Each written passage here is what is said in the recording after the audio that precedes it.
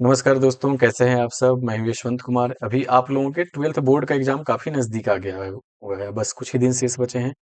उसी को लेकर जो कॉमर्स के बच्चे हैं उसमें से जो अकाउंट सब्जेक्ट है, उसी में हमने एक प्रीवियस ईयर प्रश्नों पर एक ऐसी श्रृंखला प्रारंभ कर रहे हैं जिसमें ऑब्जेक्टिव प्रश्नों पर है ये, जिसमें आप कम से कम 50 में से, जिन्होंने पढ़ाई नहीं की है, बिल्कुल भी जिनका पढ़ाई नहीं हो पाया है, जिन्होंने या थोड़ी बहुत पढ़ाई की है, जिनकी पढ़ाई अच्छे से नहीं हो पाई है, वो कम से कम 40 से 45 प्रश्न तो बस इसी श्रृंखला को देखकर कर लेंगे। क्योंकि हम इसे पूरी पूरी तरह से कॉन्सेप्ट बेस पे रखने वाले हैं। कॉन्सेप्ट पे आधारित रहेगा। जब हम एक प्रश्न का कॉन्सेप्ट करेंगे तो उसमें से बनने वाले जो इर्द गिर्द के 3-4 प्रश्न, 5 प्रश्न या उस कॉन्सेप्ट से अन्य जितने भी प्रश्न बनेंगे, बस हम उसी श्रृंखला से कर लेंगे। चलिए आइए हम प्रारंभ करते हैं। इसमें हम प्रयास करेंगे कि पिछले 10 वर्षों के या कम से कम 5 वर्षों के प्रश्नों को तो जरूर शामिल करें। अभी इस श्रृंखला में मैंने पहला वर्ष जो लिया है वो 2018 के जितने भी ऑब्जेक्टिव प्रश्न आए हैं उनको हमने लिया है। चलिए प्रारंभ करते हैं। पहला प्रश्न है, रिसिप्ट्स एंड पेमेंट्स अकाउंट पे यूजुअली इंडिकेट्स, क्या इंडिकेट करता है प्राप्ति और भुगतान खाता? तो प्राप्ति और भुगतान खाता जो है हमेशा और हमेशा, एक बात ध्यान रखिएगा, शब्द मैं क्या लगा रहा हूं, हमेशा और हमेशा, ऑलवेज। ऑलवेज ये डेबिट बैलेंस शो करता है। क्यों डेबिट बैलेंस शो करता है? क्योंकि जो रिसिप्ट एंड पेमेंट अकाउंट है, प्राप्ति और भुगतान खाता है, या लाइक कैशबुक की तरह है, कैश अकाउंट की तरह है। जो कैश या बैंक अकाउंट जो हमारा होता है, जब हम कैश या बैंक अकाउंट का लेजर ओपन करते हैं तो ये क्या शो करता है?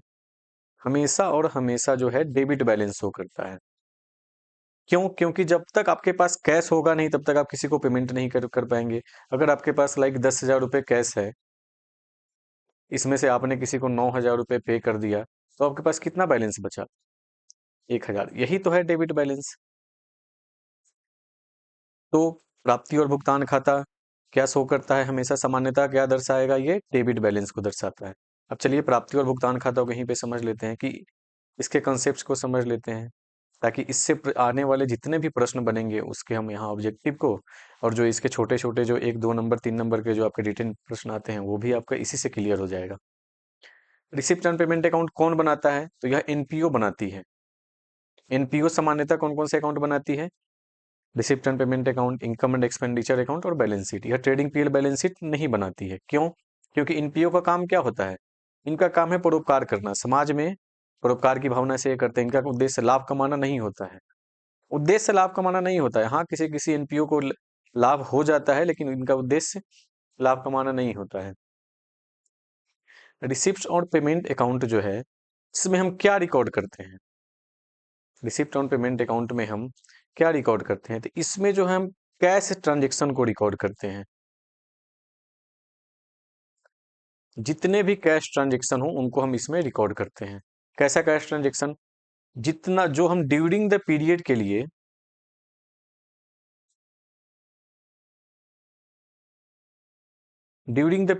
जब हम रिसिप्ट एंड पेमेंट अकाउंट तैयार करेंगे, ड्यूरिंग द पीरियड कहने का क्या मतलब है? कि जितने समयावधि के लिए, जो प्रश्न में आपका दिया होगा 6 महीने, 1 वर्ष, जो भी हो, जितने समयावधि के लिए हम ये तैयार करते हैं रिसिप्ट एंड पेमेंट अकाउंट, उस समयावधि के बीच में, उस ड्यूरिंग द पीरियड में कैश में हमें कुछ भी प्राप्त हो, कुछ भी कैश में प्राप्त हो, या हम कैश में कुछ भी भुगतान करें, कुछ भी रिसिप्ट हो या फिर कैश में कुछ भी हम भुगतान करें, इसको हम यहाँ रिकॉर्ड कर लेंगे रिसिप्ट एंड पेमेंट अकाउंट में। चाहे वो 5 वर्ष पहले का कोई पेमेंट आज कर रहे हो तो भी हम यहाँ डालेंगे, 10 वर्ष बाद का कोई पेमेंट आज कर रहे हो तो भी डालेंगे, 10 वर्ष पहले का कोई पैसा आज प्राप्त हो रहा है तो भी हम इसमें डाल देंगे, 10 वर्ष बाद का कोई पेमेंट आज प्राप्त हो रहा है तो भी हम इसमें डाल देंगे।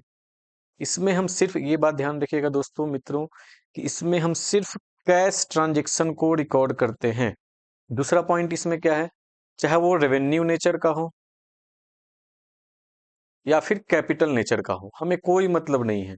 वो रेवेन्यू नेचर का हो, कैपिटल नेचर का हो, आज का हो, कल का हो, परसों का हो, 5 वर्ष पहले का हो, 5 वर्ष बाद का हो, हमें इससे कोई मतलब नहीं। हमें मतलब है कि इस ड्यूरिंग द पीरियड में जितने समयावधि के लिए हम रिसिप्ट एंड पेमेंट अकाउंट तैयार कर रहे हैं, उस ड्यूरिंग द पीरियड के लिए अगर कैश में कुछ भी प्राप्त हो रहा है, कैश में जो भी प्राप्त होगा उसको हम यहाँ रिकॉर्ड कर लेंगे। बस कैश में हमें मिलना चाहिए।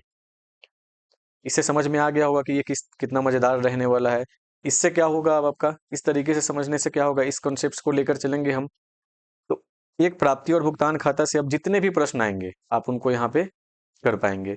उसमें अगर प्रश्न आ जाए कि प्राप्ति और भुगतान खाता में हम किस तरह के खर्चों को लिखते हैं, तो नगद लेन देन को लिखते हैं। अगर प्रश्न में रहेगा कि निम्न में से कौन प्राप्ति और भुगतान खाता में नहीं आता है, तो उसमें उधार लेन देन को हम इसमें रिकॉर्ड नहीं करते हैं, इसमें सिर्फ और सिर्फ नगद लेन देन को रिकॉर्ड करते हैं। इतना ध्यान रख लिए, नगद कुछ भी हो कभी का हो आ जाएगा, उधार लेन देन क्रेडिट इसमें नहीं आता है। ठीक है, चलिए एक बात और यहीं पे हम समझ लेते हैं कि डेबिट बैलेंस से रिलेटेड थोड़ा एक कंसेप्ट होता है, इसको हम क्लियर कर लेते हैं। बहुत से बच्चों को हमने देखा है कि इसको वो रटते रहते हैं और बहुत से इनमें कन्फ्यूजन बनी रहती है कि व्यवहार में हम क्या देखते हैं कि हमसे कोई भी पूछता है कि आपके बैंक अकाउंट में कितना क्रेडिट बैलेंस है, लेकिन मैं यहाँ क्या कह रहा हूँ आपसे कि ये तो डेबिट बैलेंस शो करता है। आपसे कोई पूछता है व्यवहार में तो क्या पूछेगा कि तेरे बैंक में कितना क्रेडिट क्रेडिट क्रेडिट अमाउंट है, या हम भी सोचते हैं कि हमारे बैंक में इतना अमाउंट क्रेडिट है। तो ये क्यों होता है? क्यों? क्योंकि बैंक के लिए हम क्या हैं? बैंक के लिए हम कस्टमर हैं। बैंक के लिए हम क्या हैं? कस्टमर हैं। और ये जो लेजर तैयार करता है, कौन तैयार कर रहा है? बैंक तैयार कर रही है, ना कि हम तैयार कर रहे हैं। बैंक तैयार करती है। जब हम बैंक में पैसा जमा कराने जाते हैं तो क्या मैसेज आता है? 10,000 credited into your bank account. वहां भी क्या मैसेज आता है? क्रेडिटेड। तो ये क्यों आता है? क्योंकि बैंक जो है वो लेजर तैयार कर रही है, बैंक बैंक के लिए क्रेडिट है। लेकिन यही जब बैंक अकाउंट, बैंक का लेजर हम तैयार करेंगे तो उसमें डेबिट्स बैलेंस शो करेगा। आई होप कि आप यहाँ समझ पाए होंगे कि मैं यहाँ क्या कहना चाह रहा हूँ। ये तो बस एक जनरल कंसेप्ट की बात है कि बहुत से बच्चों के दिमाग में यह रहता है, अभी भी बहुत लोगों के कन्फ्यूजन रहता है कि वो तो क्रेडिट बैलेंस है, यहाँ डेबिट बैलेंस है, तो वो बैंक तैयार कर रहा है, बैंक के लिए हमारा पैसा लायबिलिटी है। चलिए नेक्स्ट प्रश्न पे आते हैं, तो जल्दी जल्दी भी करेंगे इसमें। प्राप्ति और भुगतान खाता कौन सा खाता है इसमें से? रिसिप्शन पेमेंट अकाउंट इसमें से कौन सा खाता है? तो ये रियल अकाउंट है। अब क्यों रियल अकाउंट है? मैं बच्चों को देखता हूँ कि ये रटते रहते हैं कि रिसिप्शन पेमेंट अकाउंट कौन सा अकाउंट है, तो रियल अकाउंट है। इनकम एंड एक्सपेंडिचर अकाउंट कौन सा अकाउंट है, तो नॉमिनल अकाउंट है। इस तरह से वसूली खाता कौन सा खाता है, तो नाम मात्र खाता। वो रटते रहते हैं। चलिए इस कंफ्यूजन को भी आज हम खत्म कर लेते हैं। अगली बार आपसे कोई भी पूछेगा कि ये कौन सा अकाउंट है, तो आप बताने में सक्षम रहेंगे कि ये कौन सा अकाउंट है। इसके लिए एक आता है अकाउंट में गोल्डन रूल, सोना नियम जिसको कहते हैं। इसमें 3 प्रकार का खाता बताया गया है। एक होता है पर्सनल अकाउंट, दूसरा होता है रियल अकाउंट, और एक होता है नॉमिनल अकाउंट। पहला वीडियो तो थोड़ा लंबा रहेगा दोस्तों, क्योंकि अगली बार इस तरह का जो भी प्रश्न आएगा अगले में हम इतना नहीं करेंगे, वहां सिर्फ और सिर्फ हम करते हुए निकल जाएंगे। पर्सनल अकाउंट का मतलब क्या है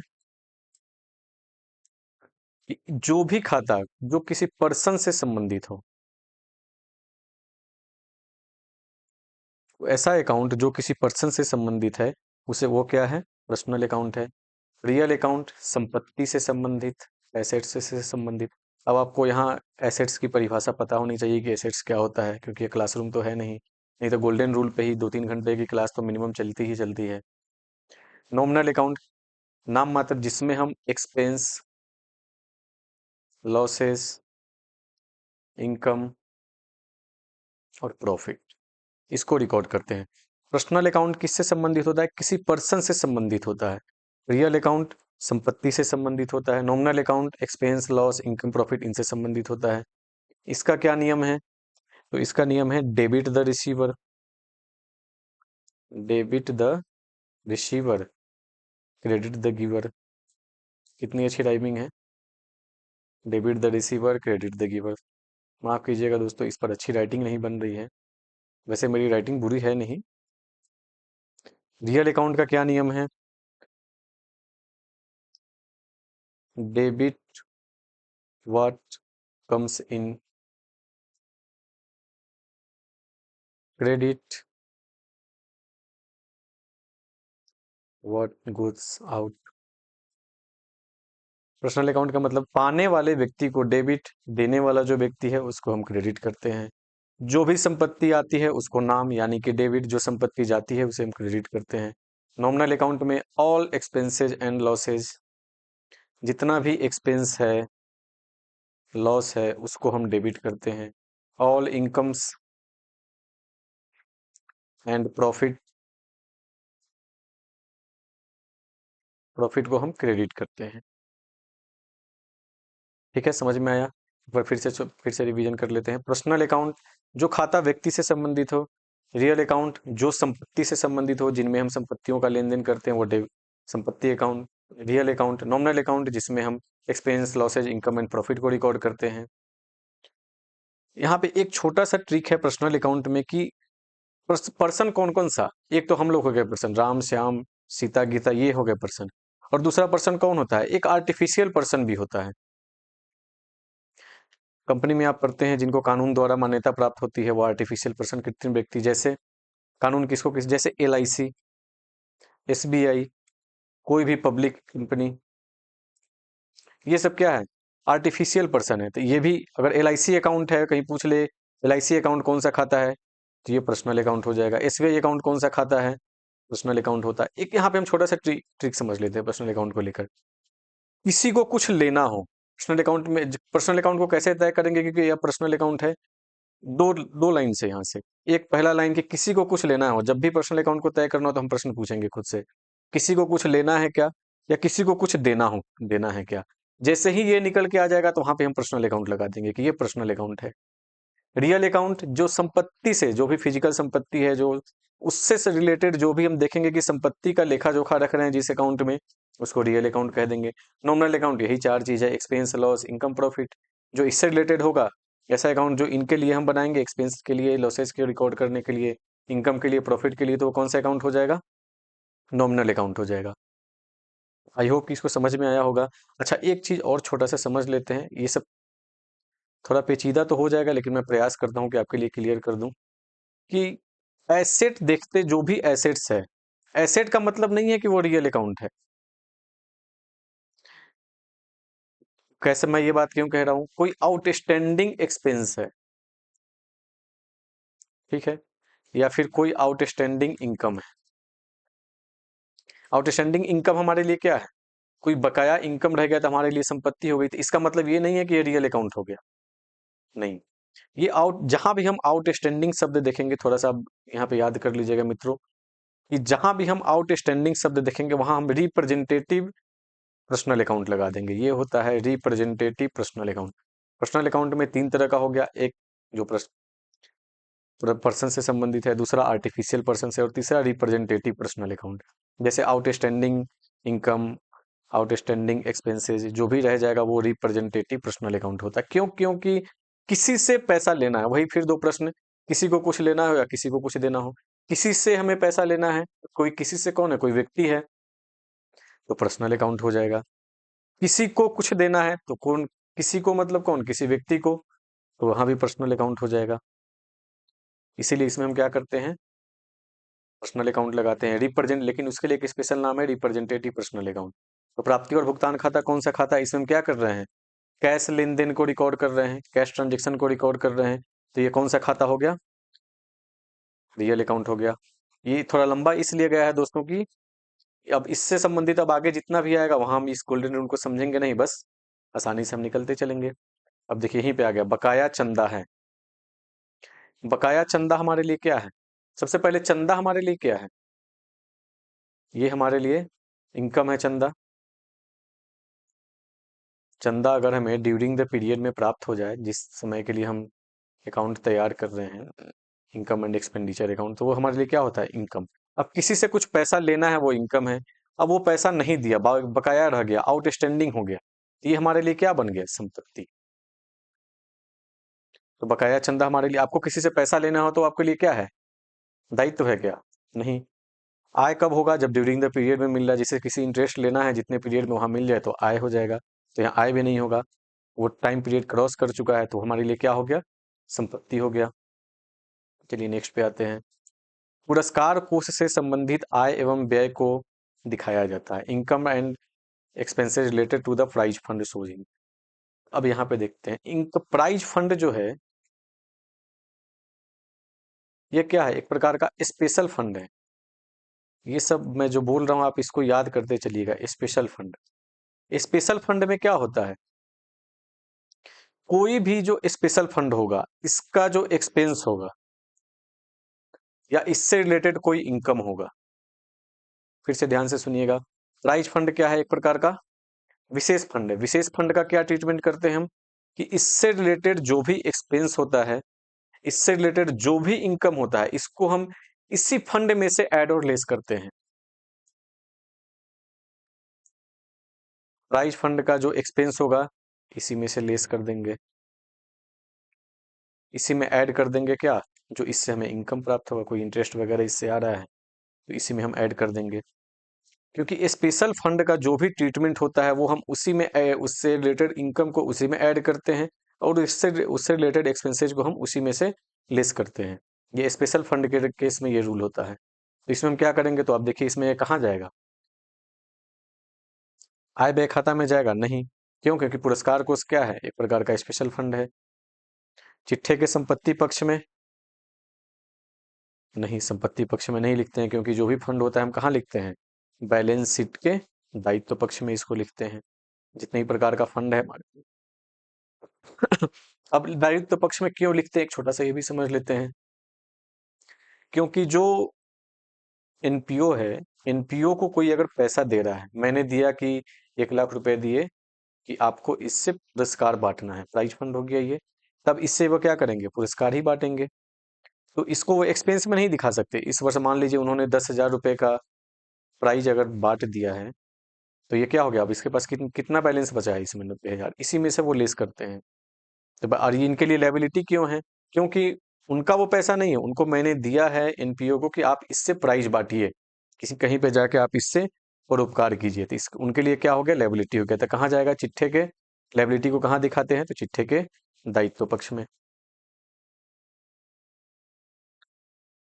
नेक्स्ट प्रश्न है आपका, आय व्यय खाता में लिखा जाता है income and expenditure account records. आय व्यय खाता में हम क्या लिखते हैं? अब यहीं पे इनकम एंड एक्सपेंडिचर अकाउंट को भी समझ लेते हैं। मैं पहले ही कह रहा हूँ कि ये वीडियो थोड़ा लंबा जाएगा, लेकिन आगे आगे जो वीडियो आएंगे वो छोटे होते जाएंगे। क्यों? क्योंकि उसमें फिर हम इनको नहीं करेंगे, इतना इतना कंसेप्ट उसमें हम वहाँ वहाँ नहीं देखेंगे, क्योंकि हमने यहाँ देख लिया है। इनकम एंड एक्सपेंडिचर अकाउंट पे आते हैं। रिसिप्ट एंड पेमेंट अकाउंट में हम क्या रिकॉर्ड करते हैं? कैश लेन देन। यहाँ पे क्या रिकॉर्ड करते हैं? कैश प्लस क्रेडिट दोनों। ठीक है, इसमें हम क्या रिकॉर्ड करेंगे? Cash plus credit. दूसरा एक और नियम है इसका कि इसमें हम सिर्फ और सिर्फ रेवेन्यू नेचर के एक्सपेंस या इनकम को इसको यहाँ हम लेते हैं। पहला इसके लिए नियम क्या है कि कोई भी लेन देन कैश प्लस क्रेडिट में होना चाहिए। कैश में हो या क्रेडिट में हो हमें कोई मतलब नहीं है। दूसरा है कि सिर्फ और सिर्फ रेवेन्यू नेचर का, ओनली रेवेन्यू नेचर का, कैपिटल नेचर के एक्सपेंस को या कैपिटल नेचर के इनकम को हम यहाँ रिकॉर्ड नहीं करते हैं। कैपिटल नेचर का अगर होगा तो उसको हम यहाँ रिकॉर्ड नहीं करेंगे। सिर्फ और सिर्फ रेवेन्यू नेचर के का जो एक्सपेंस या प्रॉफिट है उसको हम यहाँ रिकॉर्ड करते हैं। एक तीसरा, ड्यूरिंग द पीरियड का, वहां क्या था? किसी भी पीरियड का हो, लेकिन यहाँ सिर्फ और सिर्फ हम ड्यूरिंग द पीरियड का, जितने वर्ष के लिए बना रहे उतने ही वर्ष, उतने ही समयावधि का हम कैश हो या क्रेडिट हो, रेवेन्यू नेचर का हो और ड्यूरिंग द पीरियड का हो, ये तीन कंडीशन जब फुलफिल हो जाएगा तो उसको हम क्या करेंगे? इनकम एंड एक्सपेंडिचर में डाल देंगे। अब देखिए यहाँ पे टेक्निकली तो यहाँ जो तीनों दिया है, नगद लेन देन, नगद आ गया, नगद प्राप्तियां, सभी नगद प्राप्तियां नहीं, तो सिर्फ नगद प्राप्ति को तो लेते नहीं है, सभी नगद प्राप्ति को तो लेंगे नहीं। अगर 5 साल पहले का नगद प्राप्त हो जाएगा तो इसमें लिखेंगे क्या? नहीं। क्यों? क्योंकि ड्यूरिंग द पीरियड का है। सभी उधार प्राप्तियां, ये भी सभी के कारण गलत हो गया। सभी नगद एवं उधार प्राप्तियां, तो ज्यादातर बच्चे क्या करेंगे इस प्रश्न में? सी आंसर टिक कर देंगे। नहीं, सी नहीं होगा। क्यों? क्योंकि इसमें हम वो नगद और उधार देखेंगे और यहाँ टिक कर देंगे सी। मैंने बहुत सारे गाइड में भी देखा है कि यहाँ पे सी ऑप्शन को उन्होंने लिया है। नहीं, सी ऑप्शन नहीं होगा, क्योंकि सभी नगद एवं प्राप्ति एवं भुगतान को नहीं ले रहे हैं, नगद एवं उधार को, सभी नगद एवं उधार को नहीं ले रहे हैं हम, बस ड्यूरिंग द पीरियड का, उस पीरियड 5 साल पहले का कोई नगद है, अब अगर आज मिल रहा है तो उसको हम यहाँ लेंगे क्या? नहीं लेंगे। हमको सिर्फ और सिर्फ ड्यूरिंग द पीरियड का लेना है। तो ध्यान रखिएगा दोस्तों, इसके यहाँ 3 नियम है, बस इस 3 नियम को आप याद कर लेते हैं, अच्छे से समझ लेते हैं, तो आपका आय व्यय खाता से संबंधित कोई भी प्रश्न आएगा या इवन प्रैक्टिकल में भी जब प्रैक्टिकल बनाएंगे तो बस यही किसी भी मद को, किसी भी आइटम को ये 3 पैमाना पे हम देखेंगे और यहाँ रिकॉर्ड करेंगे कि नहीं करेंगे, ये आपके आप इस पे निर्णय ले लेंगे। तो इसमें सही आंसर क्या बैठता है? सटीक आंसर डी बैठता है। सी क्यों नहीं लिया हमने? क्योंकि यहाँ भी सभी शब्द के कारण यहाँ पे हमने सी को नहीं लिया। चलिए नेक्स्ट देखते हैं। कौन सा क्रम सही है? इस तरह का प्रश्न अगर आ जाए एग्जाम में तो आपके लिए तो ये समझ लिए बोनस है। कौन सा क्रम सही है? सबसे पहले कैश बुक बनता है, फिर प्राप्ति एवं भुगतान खाता, तब जाके आय व्यय खाता, तब जाके चिट्ठा। यही क्रम आपका सही है। चलिए नेक्स्ट पे आते हैं। लाभ न कमाने वाली संस्था का मुख्य उद्देश्य क्या होता है? हमने शुरू में ही बात कर लिया। लाभ न कमाने वाली संस्था का मुख्य उद्देश्य है लाभ कमाना एवं समाज की सेवा करना। नहीं, लाभ न कमाने वाली संस्था का मुख्य उद्देश्य क्या है? समाज की सेवा करना। लाभ हो जाता है, सचिव को मानदेय का भुगतान है। तो सचिव को मानदेय का भुगतान है आयगत व्यय, रेवेन्यू एक्सपेंस। क्यों रेवेन्यू एक्सपेंस है? कोई भी रेवेन्यू एक्सपेंस हम किसी एक्सपेंस को कब कंसीडर करते हैं कि वो रेवेन्यू एक्सपेंस है? जब उसका नेचर आवर्ती नेचर का हो, बार बार करना पड़ता हो। तो ये रोजमर्रा के काम के लिए हमें तो सचिव को मानदेय का जो भुगतान है वो भी आवर्ती नेचर का है, बार बार करना पड़ता है। रोजमर्रा के कामों को पूरा करने के लिए हमें रेगुलर बेसिस पे इस तरह के एक्सपेंस करने पड़ते हैं। तो ये किस नेचर का हो गया? रेवेन्यू नेचर का। चलिए नौमा देखते हैं। निम्नांकित कथनों में कौन सही है? रोकड़ बही तथा प्राप्ति एवं भुगतान खाता में कोई अंतर नहीं है। नहीं, कैसे अंतर नहीं? अंतर है। रोकड़ बही ये डेली बेसिस पे बनता है, प्राप्ति और भुगतान खाता या ड्यूरिंग द पीरियड के लिए जितने समय के लिए कहा जाता है तब, तो ये तो गलत हो गया। प्राप्ति एवं भुगतान खाता रोकड़ बही के बाद तैयार किया जाता है। चलिए यहाँ पे हम रखते हैं कि ये सही है। अभी अभी अभी तक ये दोनों ऑप्शन में भी हमें ये सही लग रहा है। आगे देखते हैं। प्राप्ति एवं भुगतान खाता गैर व्यापारिक संस्था तैयार करती है। ये भी सही है। डी है, प्राप्ति एवं भुगतान खाता रोकड़ बही से पहले तैयार किया जाता है। नहीं, रोकड़ बही के ये बाद तैयार किया जाता है, तो ये तो गलत हो। सबसे पहले हम क्या तैयार करते हैं? Cash book. अभी हमने देखा था वहां क्रम जो पिछले वाले प्रश्न में था। फिर उसके बाद रिसिप्ट एंड पेमेंट अकाउंट, उसके बाद इनकम एंड एक्सपेंडिचर अकाउंट, उसके बाद बैलेंस शीट। ये क्रम हो। तो इससे ये गलत हो गया है, ये सही है, ये सही है। दो ऑप्शन कैसे सही होंगे इसमें? अच्छा, आपके सी ऑप्शन में यहाँ पे एक लाइन टाइपिंग में मिस्टेक हो गया है कि प्राप्ति एवं भुगतान खाता गैर व्यापारिक संस्था तैयार करती है, और यहाँ पे एक और प्रश्न है इसमें सी ऑप्शन में एक और लाइन है कि जबकि रोकड़ बही व्यापारिक संस्था द्वारा तैयार किया जाता है। कैशबुक जो है रोकड़ बही व्यापारिक संस्था द्वारा तैयार किया जाता है। इसके साथ ये भी लाइन है ऑप्शन में। नहीं, तो व्यापारिक, अब ये आधा लाइन तो सही है, प्राप्ति एवं भुगतान खाता गैर व्यापारिक संस्था से तैयार करती है, यहाँ तक तो सही है। कैशबुक सिर्फ और सिर्फ व्यापारिक संस्था तैयार करती नहीं। अभी हम देख रहे हैं कि एनपीओ भी कैशबुक बनाती है अपना। तो इससे ये ऑप्शन गलत हो जाएगा, हम बी के साथ जाएंगे इसमें। चलिए नेक्स्ट पे आते हैं। जब आहरण का समय न दिया हो तो आहरण पर ब्याज लगाया जाता है। ये तो अब फैक्ट्स है, आपको याद करना है। 6 महीने के लिए लगाया जाता है।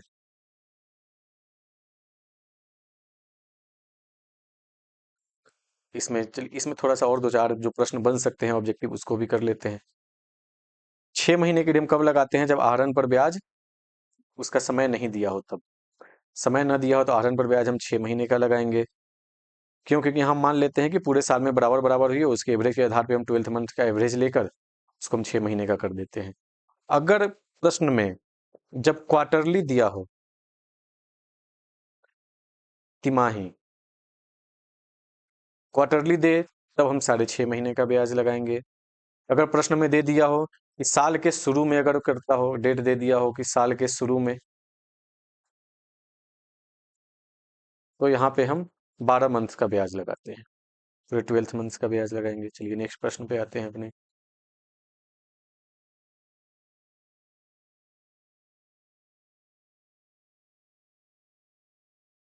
साझेदारी फर्म के पुनर्गठन पर अलिखित संपत्ति का लेखा करने पर होगा। अब कोई संपत्ति है जो आपकी खोई हुई संपत्ति है, आपको मिल जाए तो आपको क्या होगा? हानि होगा क्या? नहीं, लाभ होगा। तो वर्तमान साझेदारों को क्या होगा? लाभ होगा। हानि तो होगा नहीं। ना लाभ ना हानि, कैसे नहीं? संपत्ति मिलेगी तो हानि होगी, इनमें से कोई होगा नहीं, तो कौन सा होगा? लाभ। बच्चों, एग्जाम में जो है प्रश्न को और उसके साथ साथ जो ऑप्शंस देते हैं उसको हम ध्यान से पढ़ेंगे। ऐसा ना हो कि वर्तमान साझेदारों को हानि देख के ही मार दिया। नहीं, थोड़ा सा उस पर सोचेंगे भी, समय लेंगे। क्योंकि ऑब्जेक्टिव में क्या होता है कि आप एक बार या तो सही या तो गलत, लेकिन जब लिखने वाला जो प्रश्न होता है उसमें क्या होता है, आप कुछ भी लिख देंगे तो 1-2 नंबर मिल जाएगा। लेकिन यहाँ तो या तो सही है या तो गलत है। तो जब कोई भी संपत्ति, खोई हुई संपत्ति है जिसके बारे में आपको पता नहीं था, मिल गया, तो आपको क्या होगा? लाभ ही होगा। अब यहाँ पे एक पुनर्गठन शब्द आया सरदारी फर्म के पुनर्गठन पर। पुनर्गठन कब कब होता है? आपने पार्टनरशिप में पढ़ा होगा कि पुनर्गठन के 5 कारण बताए गए हैं। पहला, साझेदारों के लाभ विभाजन अनुपात में जब परिवर्तन होता है। लाभ विभाजन अनुपात में परिवर्तन हो। दूसरा कारण है किसी नए साझेदार का प्रवेश।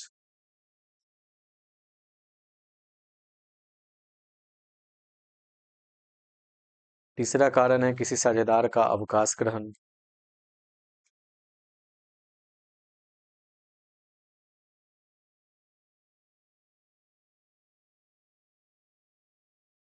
चौथा कारण है किसी पुराने साझेदार की मृत्यु।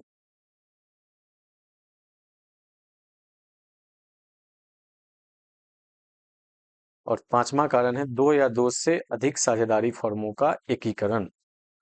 ये 5 कारण बताए गए हैं आपके, कि इन 5 कारणों के कारण जब भी पार्टनरशिप में परिवर्तन होगा, उस परिवर्तन को हम क्या नाम देते हैं? पुनर्गठन नाम देते हैं, रिकंस्टिट्यूशन नाम देते हैं। ठीक है, चलिए नेक्स्ट प्रश्न पे आते हैं। चालू खाता है। अब देखिए वही चालू खाता। चालू खाता किसके लिए तैयार किया जाता है? पार्टनर्स के लिए, याद कीजिए। पार्टनर्स के लिए तैयार किया जाता है, तो पार्टनर्स कौन है?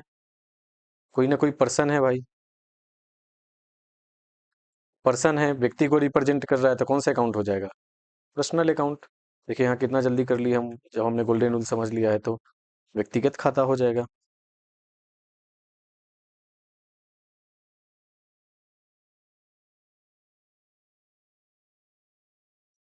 नए साझेदार द्वारा ख्याति के लिए लाई गई नगद राशि वर्तमान साझेदारों द्वारा किस अनुपात में बांटी जाती है? तो यहाँ तो पहले हम प्रश्न का आंसर समझ लेते हैं कि यहाँ पे त्याग अनुपात में बांटी जाती है। थोड़ा सा यहाँ पे जो प्रवेश का जो कंसेप्ट है एडमिशन चैप्टर का, थोड़ा सा उसको यहाँ पे क्लियर कर लेते हैं। अब कोई भी जो नया साझेदार आता है फॉर्म में, जब नया साझेदार आएगा तो नया साझेदार क्या लेके आएगा? दो चीज लेके आता है, एक तो कैपिटल लेके आएगा और दूसरा उससे हम गुडविल की राशि मांगते हैं, जिसको यहाँ पे हम प्रीमियम शब्द बोलते हैं। क्यों? कैपिटल तो लाता है पार्टनर बनने के लिए, ध्यान से एक एक शब्द पे ध्यान देना बच्चों।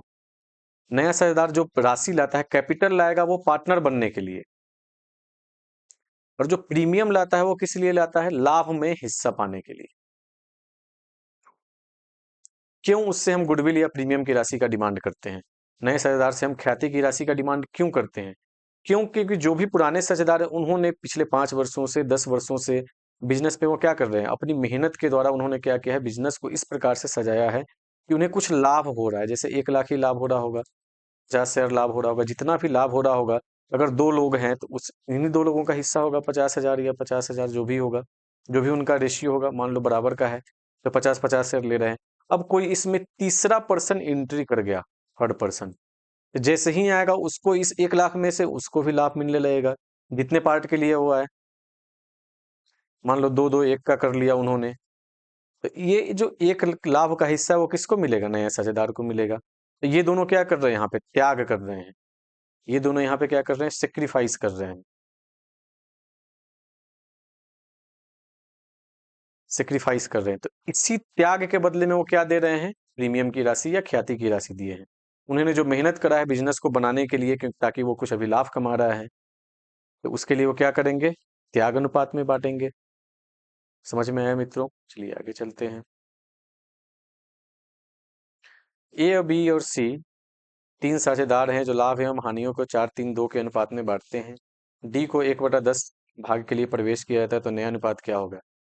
ए बी सी का है 4-3 और 2, 1/10 भाग के लिए आता है तो 4-3-7-2-9-1-10, तो इसका हो जाएगा सीधा सा 4-3-2-1। अब इतना तो आपको मैथमेटिक्स आना चाहिए दोस्तों, इससे आपसे एक्सपेक्ट किया जाता है कि आप इतनी मैथमेटिक्स जानते हो कि 4-3-2-1 सीधा कैसे हो गया। इसका हो जाएगा सी आंसर। अब ये कैसे हो गया, तो चलिए इसको देख लेते हैं। इसका छोटा सा ट्रिक है, क्योंकि 4-3-7-2-9 इन तीनों को कैलकुलेट करने पे क्या हो रहा है? 9, और वो 1/10 के लिए आ रहा है, तो यहाँ 10 है, और एक जोड़ने से यहाँ 10 हो जा रहा है, तो ये 4 3 2 1 हो गया। ये तो एक मैथमेटिक का कॉन्सेप्ट है। अगर इससे भी नहीं समझ में आ रहा तो इसका पूरा प्रॉपर तरीका है कैसे बनाते हैं। हम यहाँ टोटल प्रॉफिट जो है, टोटल प्रॉफिट को हम यहाँ 1 मानते हैं। डी को कितना दे रहे हैं? डी को हम न्यू रेशियो निकालने के लिए डी को कितना दे रहे हैं? 1/10 दे रहे हैं। तो 1 में से हम क्या करेंगे, 1/10 को घटा लेंगे तो बचेगा कितना, 9/10। ठीक, आप एलसीएम लेके चेक कर लेना, यहाँ कितना बचेगा, 9/10। अब 9/10 में से ए का कितना हिस्सा है, 4/9। तो यहाँ से हम 4/9 निकालेंगे इसका।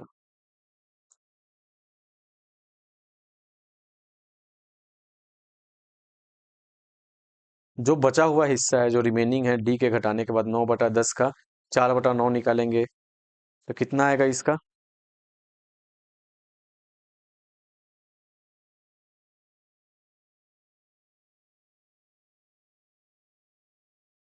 9 से 9 ये कट जाएगा, तो मैं इतना सोच क्यों रहा हूँ, 4/10। फिर 9/10 का बी, ये ए का हिस्सा हो गया, ये बी का, ये ए का नया हिस्सा हो गया, न्यू रेशियो हो गया। बी का न्यू रेशियो 9/10 का बी का कितना है, 3/9 है, 3/9। फिर यहाँ 9 से 9 गया, 3/10। सी का हिस्सा 9/10 का 2/9 है, 9 से 9 गया, 2/10। और डी का कितना है ऑलरेडी, 1/10। तब क्या करेंगे अब इसको, 4/10 अनुपात 3/10 अनुपात 2/10 अनुपात 1/10। सबके हर में 10 है तो आ गया कितना, 4 3 2 1। चलिए नेक्स्ट पे चलते हैं।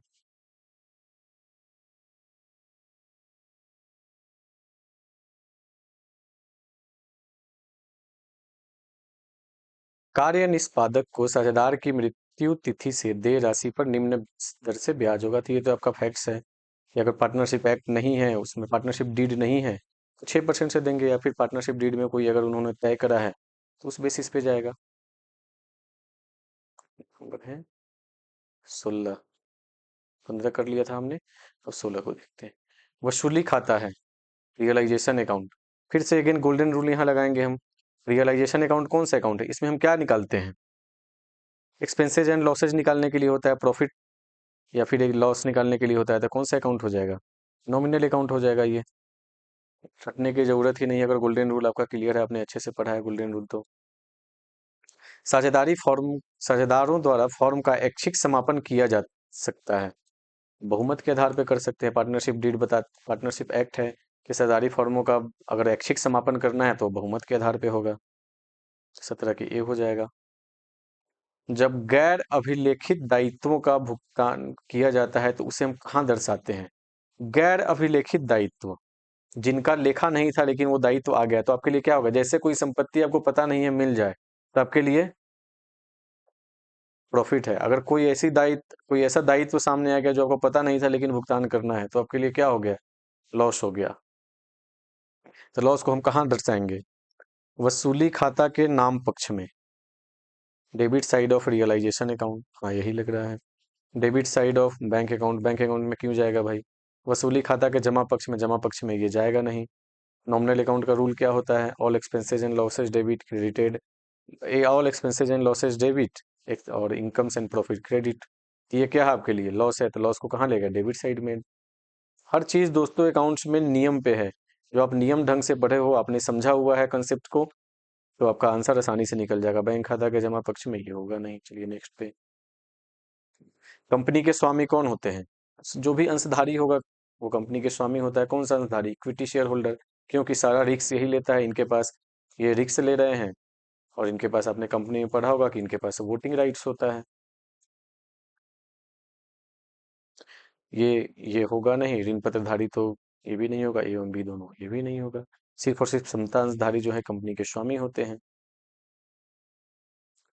अंशों के हरण के परिणाम स्वरूप घट जाती है, पेड अप कैपिटल घटेगा, चुकता अंश पूंजी, इसका ए हो जाएगा। अब इसको भी समझ लेते हैं क्यों, क्योंकि जब भी हम अंशों का हरण करते हैं, जब्ती करते हैं, फॉरफिटेड करते हैं, फॉरफिटेड ऑफ शेयर। जब भी हम फॉरफिटेड शेयर करेंगे तो कब करते हैं इसको? कोई भी शेयर होल्डर जब कॉल मनी नहीं देता है तब। जो मांगी गई राशि है, आवेदन पर तो सबको ही दे दिया है पैसा, कोई अलॉटमेंट का पैसा नहीं देगा, फर्स्ट कॉल का नहीं देगा, सेकंड कॉल का नहीं देगा, या थर्ड कॉल का नहीं देगा। कोई भी जब कॉल मनी नहीं देगा तो उसका हम क्या करते हैं? उसने जितना दिया हुआ है पैसा, क्या जब्त करते हैं वे? दिया हुआ पैसा ही तो उसका जब्त कर लेते हैं। कॉल मनी का जब दिया हुआ पैसा, कोई भी कॉल मनी जब पेड नहीं करता है तो उसका जो दिया हुआ पैसा उसको हम जब्त कर लेते हैं। तो जो पेड अप कैपिटल है, तो ये हमारा क्या हो जाता है? कम हो जाता है पेड अप कैपिटल, क्योंकि पहले जो पेड अप कैपिटल अगर 1 लाख था, कोई अगर श्याम नाम का व्यक्ति है जिसके पास कोई 2,000 रुपए के मान लो शेयर हैं, अगर वो नहीं दिया तो 2,000 से इसका पेड अप कैपिटल क्या हो जाएगा? कम हो जाएगा। चुकता पूंजी अब कितनी हो जाएगी? 98,000 हो जाएगी। पेड अप कैपिटल अपने ऋण पत्रों के रद्द करने पर हुए लाभ का हस्तांतरण होगा। लाभ का हस्तांतरण कहाँ होता है ये? ऋण पत्रों के रद्द करने पर हुए लाभ का हस्तांतरण होगा, कहाँ करेंगे इसको? हम पूंजी संचय खाता में। क्यों? अब यहाँ पे इसका डिबेंचर का व्यवहार समझते हैं। डिबेंचर क्या होता है? एक प्रकार का यह कैपिटल नेचर का है।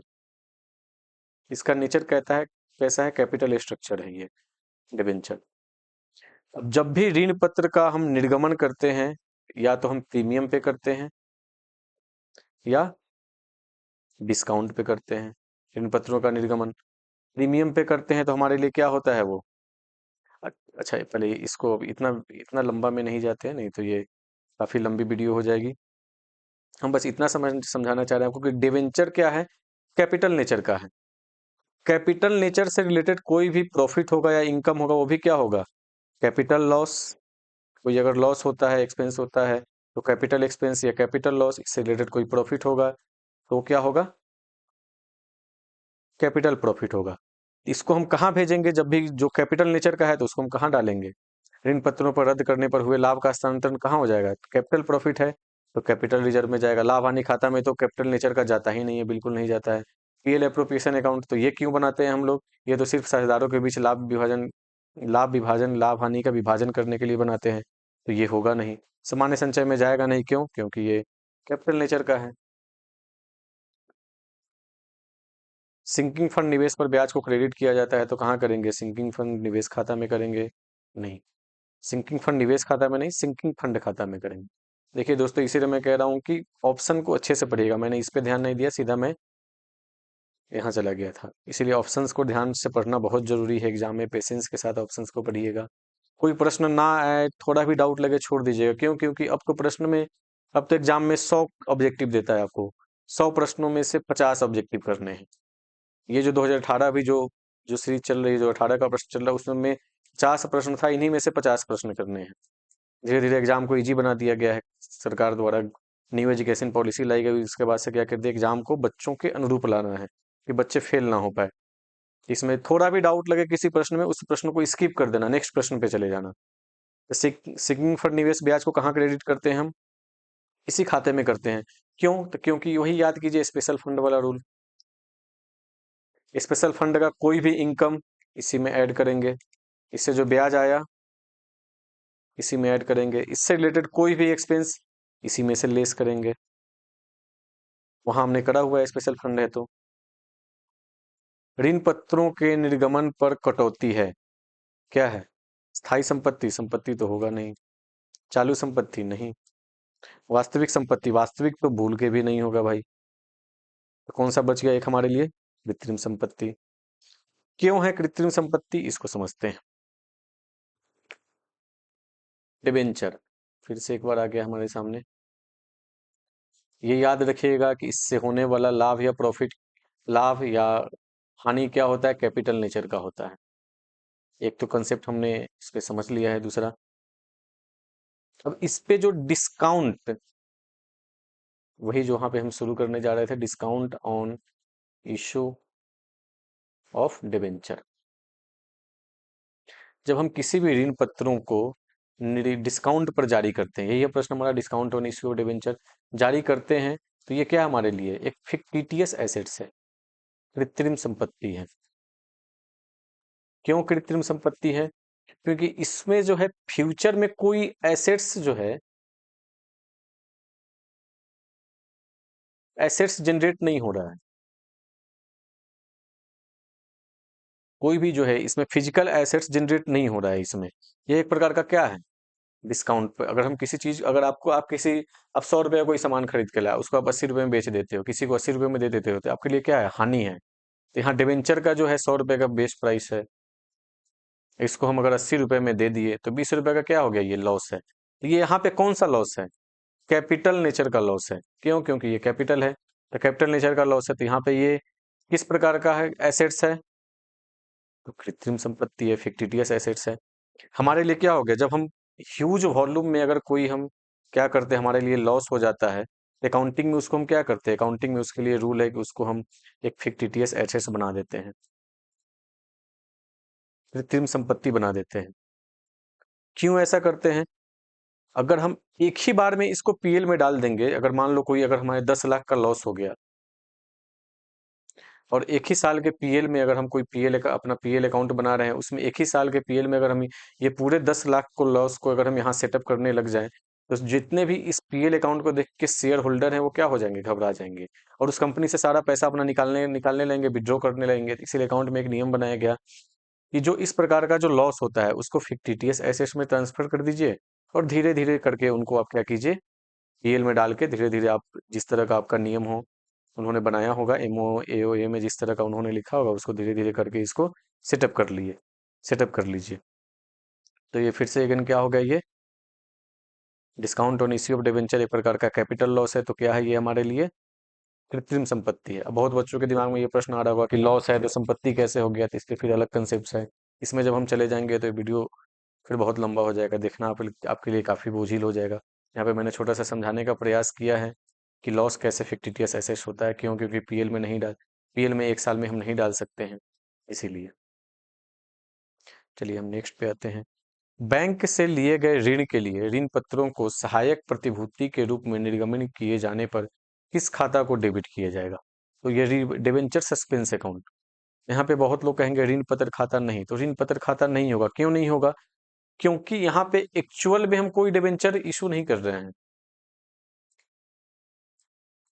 एक्चुअल में यहाँ कोई डिबेंचर इशू नहीं कर रहे हैं हम बस क्या कर रहे हैं कि बैंक से हमें ऋण ले रहा है, ऋण लेना है, हमें कोई लोन लेना है बैंक से, तो उसके लिए हम क्या कर रहे हैं, सहायक प्रतिभूति के रूप में, बस उसके लिए हम क्या कर रहे हैं, यहाँ पे डिबेंचर उनको हम दे रहे हैं। यहाँ पे एक्चुअल में कोई डिबेंचर नहीं इशू हो रहा है, बस हमें बस एक मॉर्गेज के तौर पे उनको हमें देना है ताकि हमें ऋण मिल जाता है। ये किस अकाउंट में जाएगा, ऋण पत्र उचंती खाता में जाता है।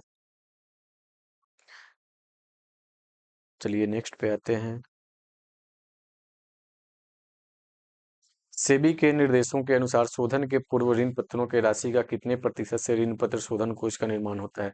देखिए देखो दोस्तों, इस प्रश्न के हिसाब से तो इसका 50% होगा, लेकिन वर्तमान में ये चेंज हो गया हुआ है। वर्तमान में जो अमेंडमेंट में एक्ट आया हुआ है उसके अनुरूप तो कोई भी पब्लिक कंपनी है, पब्लिक कंपनी के लिए अब ये जो बाध्यता है यह समाप्त कर दी गई है। अब उन्हें 1% का उन्हें नहीं रखना है, जीरो। उन्हें कोई डिबेंचर डीआरआर नहीं बनाना है, डिबेंचर रिजेम्पशन रिजर्व उन्हें अब नहीं बनाना है। पहले क्या था, ये जब ये प्रश्न आया था तो उसमें 50% था। जितना का भी डिबेंचर उस इशू करते थे उसका 50% का कंपनी को रिजर्व रखना पड़ता था। क्यों? ताकि जब इसका शोधन का समय आए, इसकी पेमेंट का समय आए, तो कंपनी के पास फंड अवेलेबल हो। लेकिन अब वर्तमान में जो है इसके लिए संशोधन ला दिया गया है। पब्लिक कंपनी के लिए यह जीरो है, कोई बाध्यता नहीं है। लेकिन जो भी प्राइवेट कंपनी है उनके लिए 10% है कि उनको 10% का डीआरआर बनाना होगा, डिवेंशन डिवेंचर रिडेम्पशन रिजर्व बनाना होगा। तो आप देख लीजिएगा आपके प्रश्न में किस प्रकार से आता है, लेकिन इस जो इस समय आया था उस समय के हिसाब से तो ये ऑप्शन बी है। कंपनी के अंतिम खाते कंपनी अधिनियम 2013 की किस धारा के अंतर्गत बनाए जाते हैं? तो ये 129 है। जब कंपनी एक्ट 1956 का था तो उसमें इसके लिए सेक्शन 210 था, लेकिन अभी जो कंपनी एक्ट 2013 है इसमें ये सेक्शन है नहीं। 128 में क्या है, तो इसमें बुक्स ऑफ, ये बुक्स ऑफ अकाउंट से रिलेटेड है। ये 128 आपका बुक्स ऑफ अकाउंट से रिलेटेड है, और 212 जो है ये कंसोलिडेटेड फाइनेंशियल स्टेटमेंट से रिलेटेड है। जो होल्डिंग कंपनी होता है, ये आपको आगे के ग्रेजुएशन में पढ़ना हुआ है, होल्डिंग सब्सिडरी कंपनी पढ़ना है, वहां से ये 212 रिलेटेड है। किससे? Consolidated financial statements. इनमें से वित्तीय विवरणों में हित रखने वाले पक्ष कौन कौन से हैं? जो आपका फाइनेंशियल स्टेटमेंट होता है,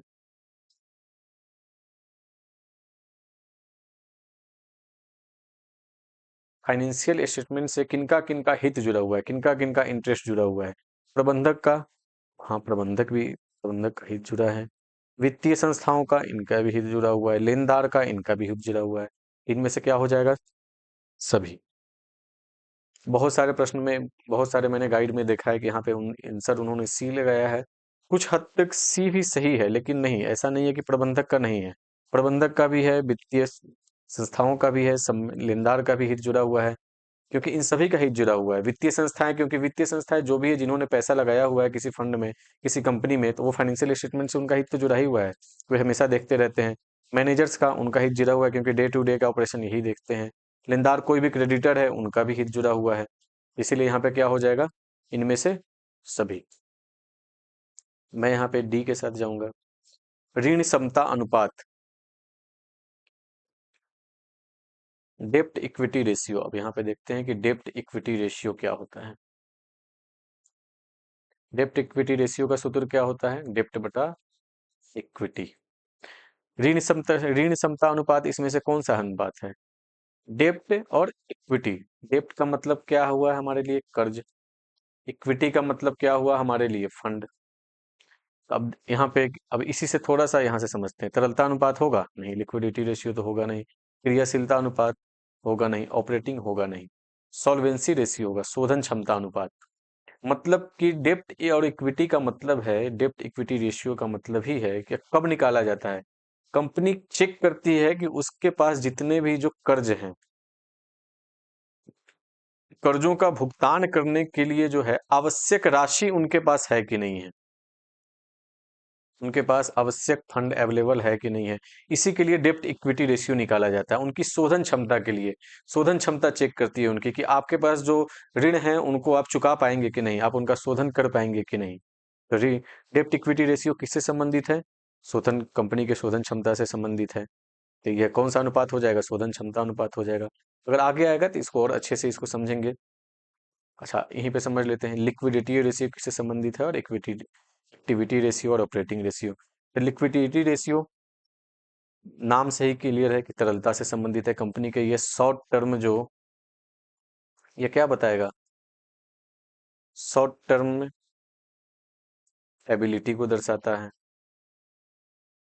एक्टिविटी रेशियो कंपनी का इफिशियंसी बताता है,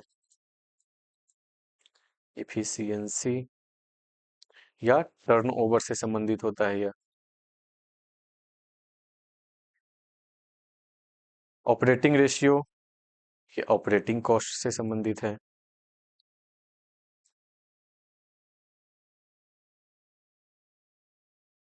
ऑपरेटिंग कॉस्ट मतलब सेल से संबंधित है। ये आपको, मैं मुझे पता है कि आपको इतना समझ में नहीं आ रहा होगा। क्यों? क्योंकि ये चैप्टर जो है अनुपात से रिलेटेड है, और ये काफी लेंदी और कंसेप्चुअल चैप्टर है। फिर भी मैं यहाँ प्रयास कर रहा हूँ कि liquidity ratio short term ability को दर्शाता है कंपनी का, कि कंपनी के पास कितना लिक्विड में पैसा है। लिक्विड में, लिक्विड का मतलब हो गया एकदम कैश, कैश जैसा, लाइक कैश। लिक्विड का मतलब वही है, पानी को देखते हो लिक्विड है, जिधर घुमाओगे पानी बोतल में डालोगे, इधर डालोगे इधर चला जाएगा, इधर डालोगे उधर चला जाएगा। उसी तरह का लाइक कैश होता है बिजनेस में। कैश, कैश को, बैंक को, बीआर को, इन सबको क्या बोलते हैं हम? लिक्विड बोलते हैं। कंपनी की तरलता देखने के लिए, शॉर्ट टर्म एबिलिटी देखने के लिए liquidity ratio. Activity ratio, company की इफिशियंसी या टर्नओवर, ये क्या है? तो कंपनी जो अपना एसेट है कितनी इफिशियंसी से यूज कर रही है। जैसे स्टॉक टर्नओवर रेशियो क्या है? इक्विटी रेशियो, एक्टिविटी रेशियो है। क्यों? क्योंकि वहां देख रही कंपनी जो है, आप अपने पैसे को कितनी बार घुमा रहे हो, कितनी बार टर्न करा पा रहे हो। वही इफिशियंसी यहाँ चेक होती है। तो ये कौन सा है, जब ये कंपनी की इफिशियंसी चेक करनी होगी तो यहाँ पे हम एक्टिविटी रेशियो को देखते हैं। चलिए नेक्स्ट पे आते हैं। जब प्रारंभिक स्टॉक, ओपनिंग स्टॉक कितना है, 50,000 है। अंतिम स्टॉक, क्लोजिंग स्टॉक कितना है, 60,000। और बेचे गए माल की लागत कितना है, 2,000, 2,20,000, सॉरी।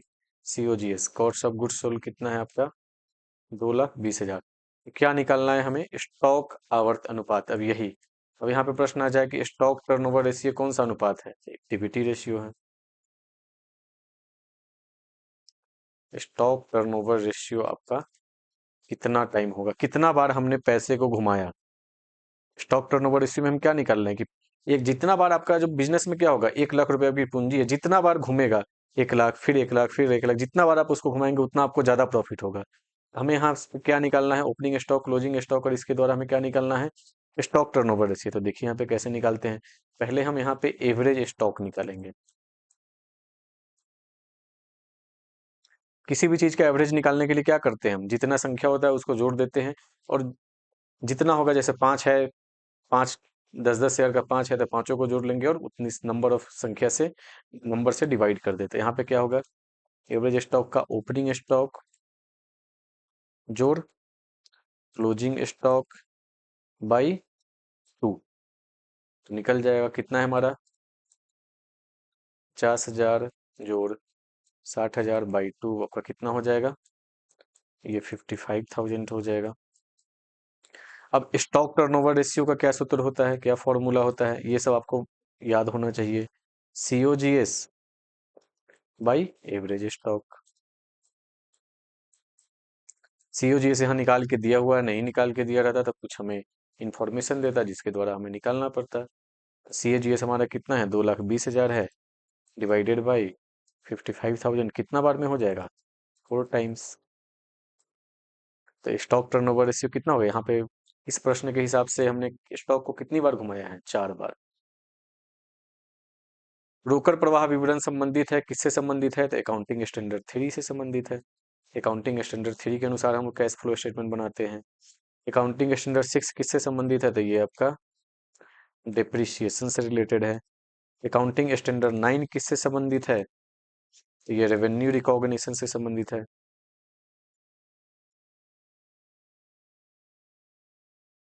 रेवेन्यू रिकॉग्निशन से संबंधित है। रेवेन्यू रेवेन्यू रिकॉग्निशन का मतलब क्या है, हिंदी में इसको क्या बोलते हैं, राजस्व की पहचान। इसको हिंदी में बोलेंगे राजस्व की पहचान। अकाउंटिंग स्टैंडर्ड 12 किससे संबंधित है, तो ये संबंधित है आपका डिस्काउंट, सॉरी डिस्काउंट बोल, अकाउंटिंग स्टैंडर्ड संबंधित है आपका disclosure, disclosure of accounting policies.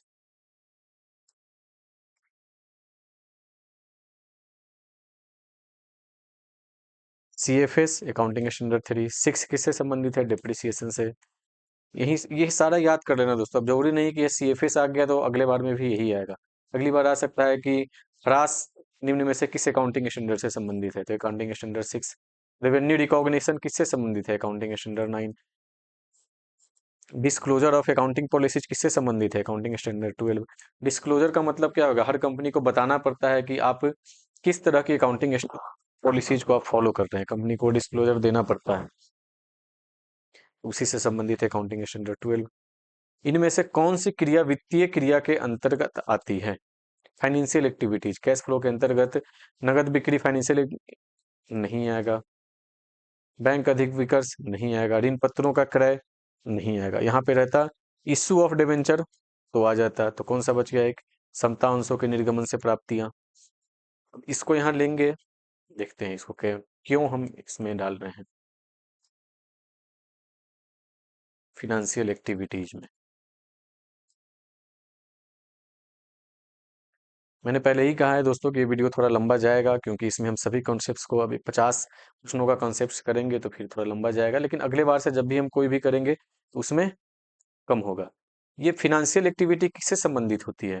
कोई भी फिनेंशियल एक्टिविटी जो है, अगर हम इसको आसान भाषा में कहें तो शेयर कैपिटल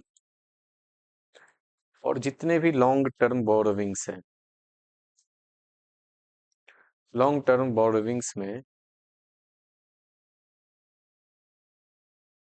बदलाव को दर्शाती है फाइनेंशियल एक्टिविटीज।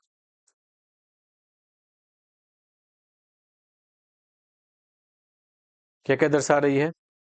शेयर कैपिटल और लॉन्ग टर्म बोरोविंग्स में बदलाव को दर्शाती है। यहीं पे हम तीनों का कर लेते हैं कि आपके लिए आसान हो जाएगा। फाइनेंशियल एक्टिविटीज क्या क्या दर्शा रहा है? शेयर कैपिटल और लॉन्ग टर्म बोरोविंग्स को। कैश फ्लो स्टेटमेंट में कितने प्रकार की एक्टिविटीज होती है? तीन। Cash flow from operating activities, cash flow from investing activities, cash flow from financing activities.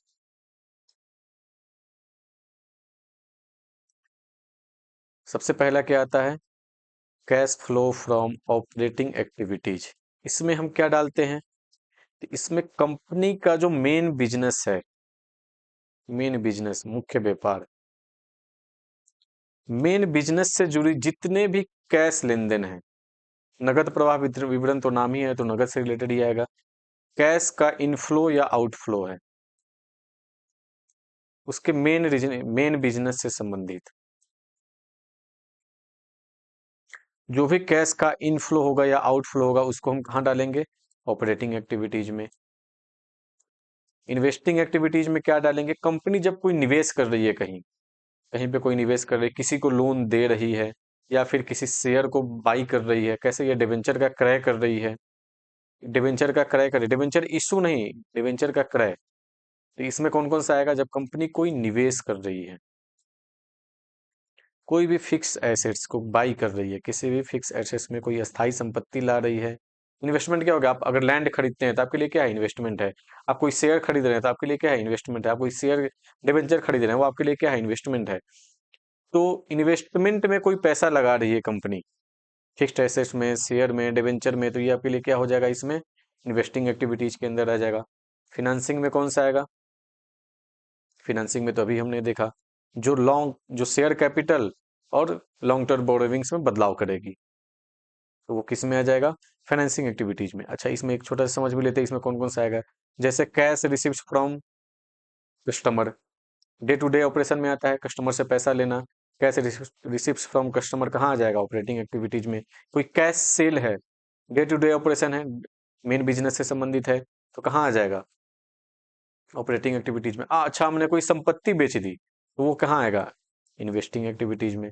हमने share issue of debenture, issue of debenture है तो फिनेंसिंग एक्टिविटीज में इशू किया है। अब वही इन्वेस्टमेंट इन डिवेंचर, हम शेयर कैपिटल शेयर बाई कर रहे हैं, बाई शेयर को बाई करेंगे तो इन्वेस्टिंग एक्टिविटीज में। परचेज ऑफ लैंड कहाँ आएगा? इन्वेस्टिंग एक्टिविटीज में। परचेज ऑफ बिल्डिंग कहाँ डालेंगे? इन्वेस्टिंग एक्टिविटीज में। परचेज ऑफ कोई फिक्स्ड एसेट्स कहाँ डालेंगे? इन्वेस्टिंग एक्टिविटीज में। सेल ऑफ फिक्स्ड एसेट्स कहाँ डालेंगे? इन्वेस्टिंग एक्टिविटीज में। ऑपरेटिंग में और क्या क्या आ सकता है? सैलरी पे कर रहे हैं, डे टू डे ऑपरेशन से रिलेटेड है, सैलरी पेड। कैश में याद रखिएगा, कोई भी काम हम यहाँ कैश का ही रिकॉर्ड करेंगे तीनों में। सैलरी को पेड करेंगे, कहाँ डालेंगे? यहाँ डाल देंगे। रेंट पेड करेंगे, कहाँ डालेंगे? डे टू डे ऑपरेशन से संबंधित है, यहाँ डाल देंगे। सप्लायर को पैसा दे रहे हैं, कैश पेड टू सप्लायर, इसमें डालेंगे। तो आप समझ गए होंगे दोस्तों कि ये तीनों में कौन कौन सा आ रहा है। तो यहाँ कौन सी क्रिया वित्तीय क्रिया के अंतर्गत आएगी? देखिए, नगद बिक्री आएगा नहीं, डे टू डे ऑपरेशन संबंधित है तो इसको नहीं डालेंगे। बैंक अधिविकर्ष, बैंक ओवरड्राफ्ट, ये भी नहीं आएगा। ऋण पत्रों का क्रय, क्रय है, अगर ये इशू रहता तो यहाँ आता वित्तीय क्रिया में, लेकिन ये परचेज है तो इन्वेस्टिंग एक्टिविटीज में जाएगा। तो यहाँ पे कौन सा एक बच रहा है? समता अंशों का निर्गमन, issue of debenture, issue of share capital, equity share, तो ये कहाँ आ जाएगा आपको? फाइनेंसिंग एक्टिविटीज में। निम्न में से, अब थोड़ा यहाँ से फास्ट करते हैं नहीं तो वीडियो काफी लंबा हो जाएगा। निम्न में से कौन सा मद रोकड़ तुल्य नहीं माना जाता है? ओडी बैंक, ये रोकड़ के तुल्य है। व्यापारिक पत्र, ये भी रोकड़ के तुल्य है। ट्रेजरी बिल, ये भी रोकड़ का तुल्य है। कौन सा नहीं माना जाता है? इन्वेस्टमेंट को आप रोकड़ का तुल्य क्यों नहीं मानते हैं? क्यों? क्योंकि मान लीजिए हमने लैंड खरीद लिया था, क्या लैंड बेच के आप जल्दी पैसा ला सकते हैं? नहीं। रोकड़ तुल्य का मतलब है, कैश इक्विवेलेंट का मतलब है कि जिसको हम तुरंत कैश में परिवर्तित कर सकें। तो एक तो कैश और कैश बैंक, कैश या बैंक हो गया जो हमारे पास कैश में है। बैंक अधिविकर्स को भी हम बैंक से ओडी लेना है, जाएंगे बैंक के पास, ओडी निकाल सकते हैं। तो ये भी 1-2 दिन की प्रक्रिया है। कमर्शियल पेपर है, इसको भी अकाउंट्स के क्षेत्र में इसको हम मानते हैं रोकड़ तुल्य माना जाता है, क्योंकि कहीं भी इसको हम जाके इसको हम कैश में भुना सकते हैं। कौन सा एक नहीं है, तो इन्वेस्टमेंट नहीं है। संचालन क्रियाओं से रोकड़ प्रवाह में कमी आएगी।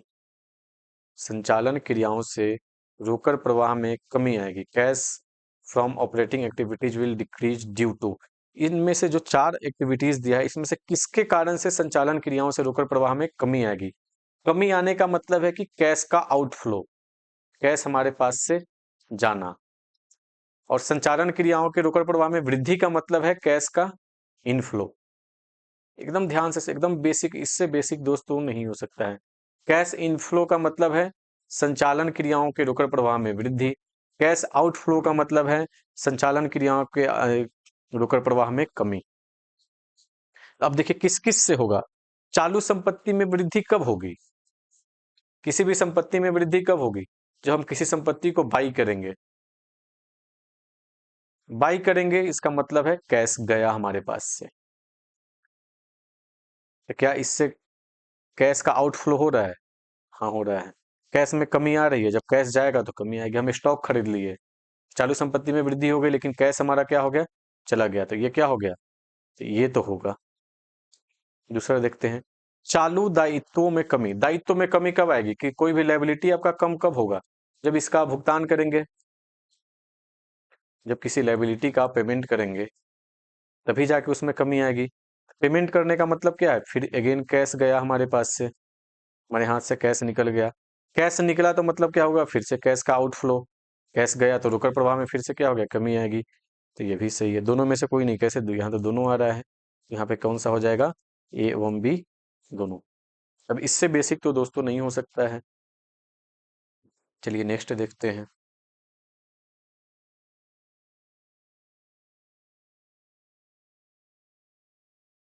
तरल संपत्ति में शामिल नहीं है। कौन सा? लिक्विड एसेट्स, इसको हम नहीं मानेंगे। लिक्विड एसेट्स, स्टॉक, स्टॉक को ही लिक्विड एसेट्स, ये करेंट एसेट्स है। डेप्टर लिक्विड एसेट्स, इसको माना जाता है। बी आर, इसको भी माना जाता है। कैश तो है ही लिक्विड, कैश तो ऑलरेडी सबसे ज्यादा लिक्विड कौन सा है? जो हमारे पास कैश पड़ा हुआ है या बैंक में पड़ा हुआ है, क्योंकि तुरंत हम भुगतान करके कुछ भी ले सकते हैं, तो उसी को लिक्विड मानते हैं, एकदम तरल। चलिए नेक्स्ट पे आते हैं। लाभांश सामान्यतः दिया जाता है। सामान्यतः लाभांश किस पे देते हैं हम लोग? अधिकृत पूंजी पे नहीं, ये तो कंपनी की रजिस्टर्ड कैपिटल है। निर्गमित पूंजी, निर्गमित पूंजी पर भी लाभांश नहीं दिया जाता है। मांगी गई पूंजी पर नहीं, मांगी गई पूंजी पर भी नहीं देंगे। कॉल्ड अप कैपिटल पे देंगे। जो अभी कैपिटल जो कॉल्ड अप है उस पे थोड़े ही देंगे। प्रदत्त, हाँ ये एक सही है। पेड अप कैपिटल पे, पेड अप कैपिटल पे ही लाभांश, जितना आपने पैसा दिया उसी पर हम लाभांश देंगे। चलिए नेक्स्ट देखते हैं। नाम मात्र की पूंजी जानी जाती है। The nominal capital is known as. कौन सी इसमें नाम मात्र की पूंजी है? अधिकृत पूंजी नाम मात्र की पूंजी है, क्योंकि अगर कंपनी 50 लाख से रजिस्टर्ड है उससे मतलब नहीं है। एक्चुअल में कंपनी कितना से काम कर रही है, कितना कंपनी की पूंजी है, उससे मतलब उसका पेड अप कैपिटल कितना है। 10 लाख है, 20 लाख है, 30 लाख है। रजिस्टर्ड पूंजी इसी से रजिस्टर्ड है। तो एवं बी दोनों। नाम मात्र की पूंजी कौन सी हो गई? ए, तो इसके लिए ऑप्शन सी हो जाएगा। जब कोई साझेदार किसी बाह्य दायित्व के भुगतान का दायित्व ले लेता है तो खाता क्रेडिट किया जाएगा। जब कोई साझेदार किसी बाह्य दायित्व के भुगतान का दायित्व ले लेता है तो कौन सा खाता क्रेडिट होगा? ये कहाँ का प्रश्न है दोस्तों? ये विघटन का प्रश्न है। विघटन चैप्टर का, डिसोल्यूशन ऑफ पार्टनरशिप का है। तो वहां पे क्या होगा? जब कोई बाह्य दायित्व है, वहां का उसका कोई भुगतान करने का, हमने कोई पार्टनर क्या किया कि इस दायित्व का भुगतान हम करेंगे, तो जब हम पार्टनर्स कैपिटल अकाउंट खोलेंगे, ये डेबिट पक्ष है, ये क्रेडिट पक्ष है। वसूली खाता में तो जाना नहीं है इसका। कौन सा खाता? वसूली खाता में भी जाएगा, लेकिन यहाँ प्रश्न क्या है, कौन सा खाता क्रेडिट किया जाएगा? पार्टनर्स कैपिटल अकाउंट का जो इसका कैपिटल है, अगर 1 लाख है और उसने कोई बाह्य दायित्व का भुगतान, अगर कोई लोन है, कोई आउटसाइड लायबिलिटी है, उसका पेमेंट करने का अगर मान लो 20,000 का ले लिया, तो 20,000 से ये क्या हो जाएगा, खाता क्रेडिट हो जाएगा। उसका कैपिटल क्या हो जा रहा है, इंक्रीज हो जा रहा है यहाँ पे। तो 1,20,000 हो जाएगा, तो कौन सा खाता क्रेडिट हो रहा है, साझेदारों का पूंजी खाता क्रेडिट हो रहा है।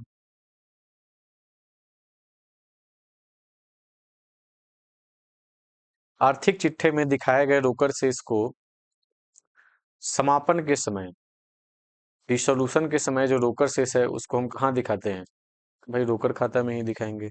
सीधी सी बात है। वसूली खाता में, वसूली खाता क्यों बनता है, जब किसी संपत्ति को बेच के वसूली करनी होती है। और दायित्वों का, संपत्तियों से वसूली,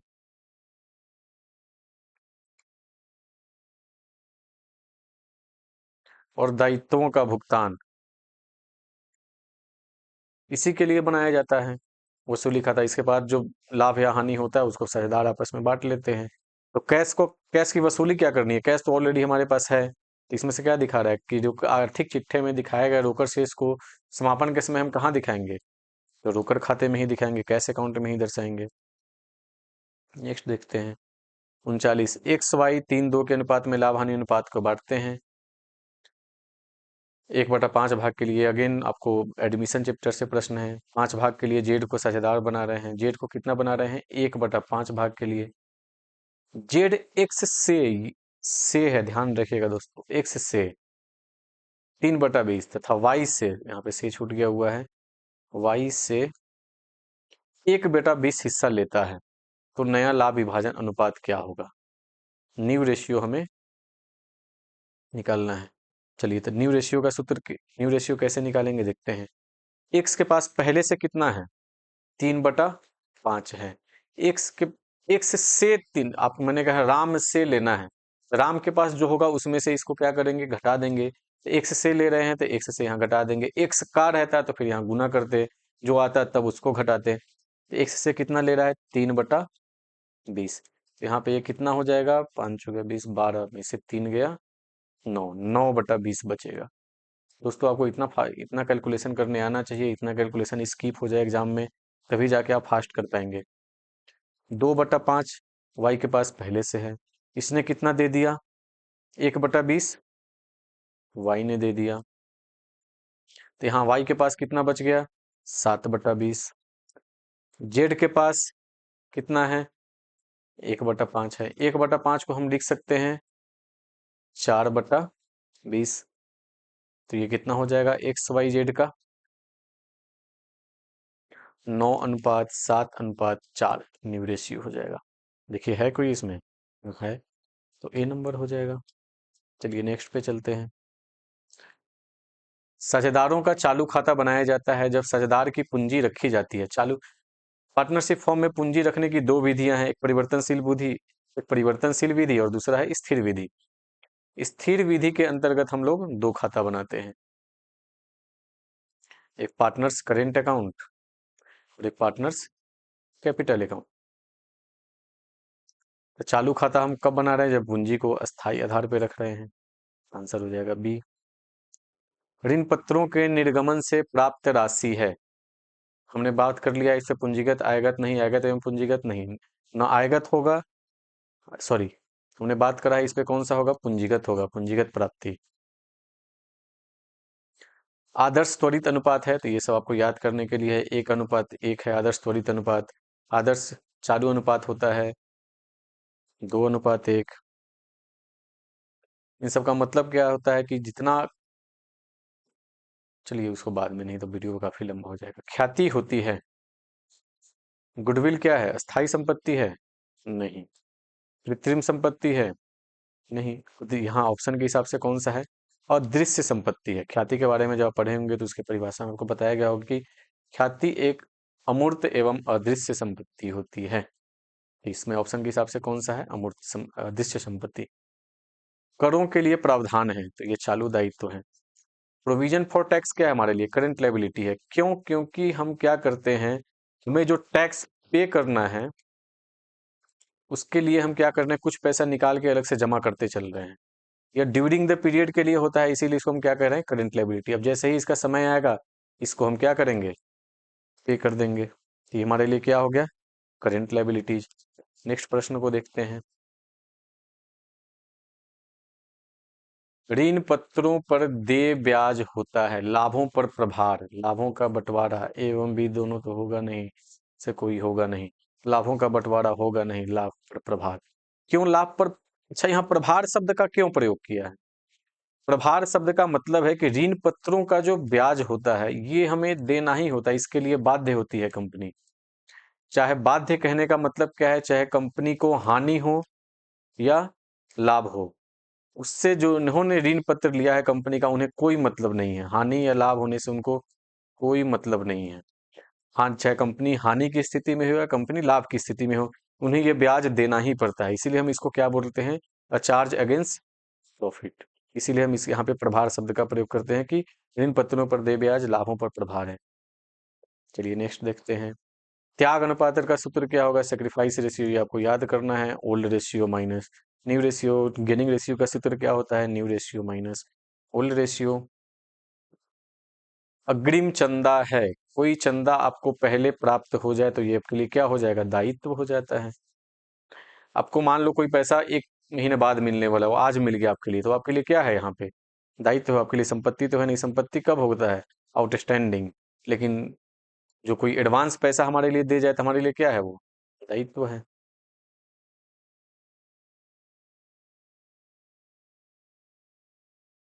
अधिकार अंश कौन सा अंश है? कंपनी के निदेशकों को नहीं। अधिकार अंश वो होता है जो कंपनी के वर्तमान अंशधारियों को निर्गमित किया जाता है, वर्तमान अंशधारकों को।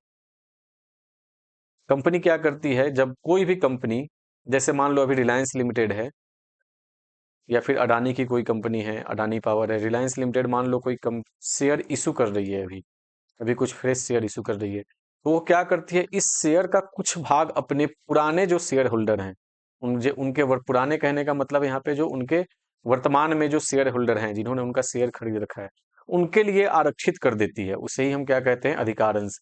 वर्तमान शेयर होल्डर का उनपे क्या होता है? राइट्स होता है, जो जारी करती है। इसीलिए उसको हम कहते हैं अधिकारंश। तो वर्तमान शेयर धारकों के लिए होता है। नेक्स्ट, जब चालू अनुपात 2:5 हो, चालू करेंट रेशियो कितना है आपका? 2:5। और चालू दायित्व की राशि 25,000 है। करेंट लायबिलिटीज है 25,000। तो चालू संपत्तियां क्या होगी? करेंट रेशियो का सूत्र क्या होता है? CA/CL, करेंट एसेट्स बटा करेंट लायबिलिटीज। करेंट लायबिलिटी ये क्या हो गया? 2:5। ये 5 के अनुपात में है, 50-25, तो 5 दूनी 10, 10,000 होगा। इतना तो आपको कैलकुलेशन करने आना चाहिए। ये 5 यूनिट का मतलब क्या है? 25। अब इसको हम कैसे निकालेंगे? अगर इसको कैलकुलेट इसके हिसाब से जाए तो कैसे निकालेंगे? तो ये आपका 2:5 है। यहाँ पे CA/, ऐसे कर दिए कैलकुलेशन, 25,000। अब इसको 25,000 को इधर लाएंगे, ये अनुपात का मतलब है 2/5। फिर से इसको CA/25,000। अब इसको अगर करेंट एसेट्स बराबर लिखते हैं तो 25,000/5 × 2, तो आ जाएगा हमारा 10,000। कौन सा हो जाएगा? ये हमारा इस साल का लास्ट क्वेश्चन है 2018 का। पहले 85 क्वेश्चन दिए जाते थे, 50 में से 50 करने। निम्न में से कौन एक गैर रोकड़ मद है? ह्रास गैर रोकड़ मद है? हाँ है। अभी समझते हैं कैसे। ख्याति का अवलेखन गैर रोकड़ मद है? हाँ है। डी होगा नहीं, सी। इनमें से दोनों, ए और बी दोनों। गैर रोकड़ मद का मतलब क्या होता है? नन कैश आइटम का मतलब क्या है? अकाउंटिंग के क्षेत्र में वैसा व्यवहार जिसमें कैश जाता नहीं है, ना कैश जाएगा ना कैश आएगा, लेकिन फिर भी हम उसकी एंट्री करते हैं। इसमें क्या होगा, ना हमारे पास से कैश एक्चुअल में हमारे पास से कैश नहीं निकलता है, लेकिन फिर भी हम इसके लिए एंट्री डालते हैं। तो हरास में क्या होता है? हरास वैसा ही व्यवहार है जिसमें हम क्या करते हैं, कैश हमारे पास से जाता नहीं है, लेकिन फिर भी में हम PL जब बनाते हैं तो वहाँ डिप्रिसिएशन के नाम से कुछ अमाउंट, जो जिस एसेट्स का जितना डिप्रिसिएशन होता है उस पर घटाते हैं। ये काफी लंबा, ये गैर गैर रोकड़ मत समझने के लिए काफी लंबा टाइम चाहिए, फिर भी मैं आपको शॉर्ट्स में ये बता रहा हूँ कि कैश हमारे पास से नहीं जाए, एक्चुअल में नहीं जाए, लेकिन फिर भी उसके लिए हम ट्रांजेक्शन को रिकॉर्ड करेंगे, तो वो कौन सा आइटम हो जाता है? गैर रोकड़ मद। तो ख्याति में, ख्याति का अपलेखन में भी वही है, हम क्या करते हैं, बस ख्याति को वहां से जब अपलेखित करते हैं इसको, तो वहां से बैलेंस शीट से इसको हटा के हम कहाँ डाल देते हैं, जितना हम राशि का करेंगे, अगर पूरा कर रहे हैं तो पूरा, जितना करेंगे उतना को हम पीएल में लाके बस डाल देते हैं। यहाँ पीएल अकाउंट में हम यहाँ पे रिटर्न ऑफ गुडविल के नाम से यहाँ पे हम अमाउंट को डाल देंगे, तो इससे क्या होगा, हमारा गुडविल रिटर्न ऑफ हो जाता है। तो ये भी क्या है, नॉन कैश आइटम, यहाँ से हमारे पास से कोई कैश गया नहीं, ह्रास में भी हमारे पास से कहीं कैश जाता नहीं है, तो ये क्या है, ह्रास और ख्याति का अपलेखन, रिटर्न, गुडविल रिटर्न ऑफ, दोनों ही गैर रोकड़ मद है। चलिए दोस्तों, आज का ये सेशन हमारा यहीं पे समाप्त होता है। आशा है कि इसके द्वारा आप अपने एग्जाम में 40 से 45 प्रश्न तो जरूर कर पाएंगे, मेरा यह विश्वास है, अगर ये सीरीज ऐसे ही चलती रही तो। चलिए, धन्यवाद।